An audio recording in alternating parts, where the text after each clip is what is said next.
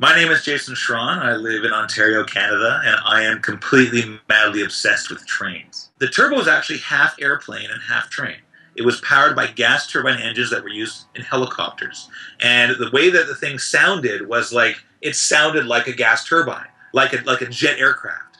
The other day I was wearing a Via Rail hat, a Doctor Who t-shirt, and the Star Trek Communicator pin. I thought, this is me. You look up dork in the dictionary and you find me. And I'm very proud to be that way. The turbo, I would love, it's my dream to resurrect it in a form where you can really sort of, a full-size turbo is going to way beyond my means. If I was a billionaire, I assure you I would have built a full-size fleet of turbos, donated them to the railway for $1, and said, you give me a ticket for the rest of my life, I'm riding my turbo on your main tracks, okay?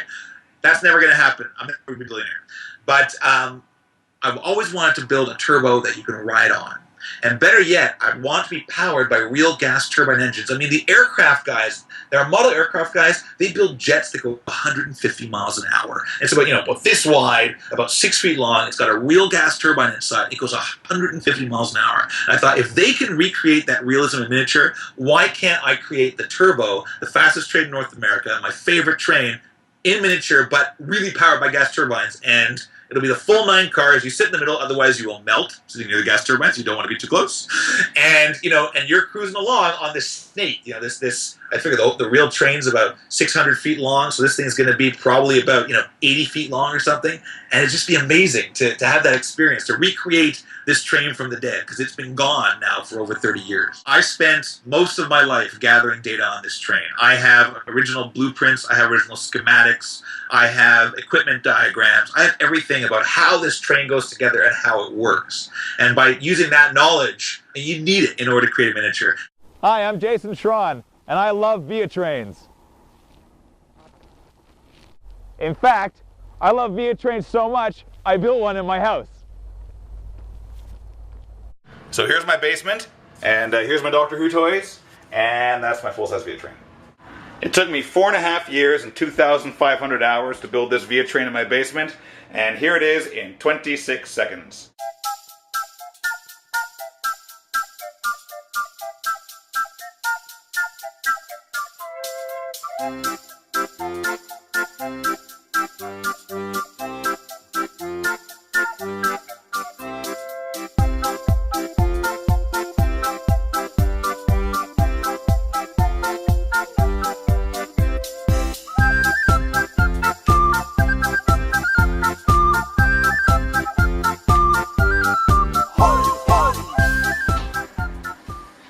I still have a letter from 1987. I was 12 years old, and Via Rail was telling me, we're sorry, Mr. Shron, but we can't sell you any seats from our trains. The train is where I feel most at home. It's where I feel most at peace. It's this bubble of comfort, especially when it's hurtling along at 85 miles per hour with the snow and the rain pelting on the outside. It's just a perfect space. At this end of the car on the real train, there's a bathroom. I replaced the bathroom with my record collection, turntable, all that. And the plan was to be able to chill out and just listen to music, but to be honest, I kind of just like listening to the train sounds. This is amazing.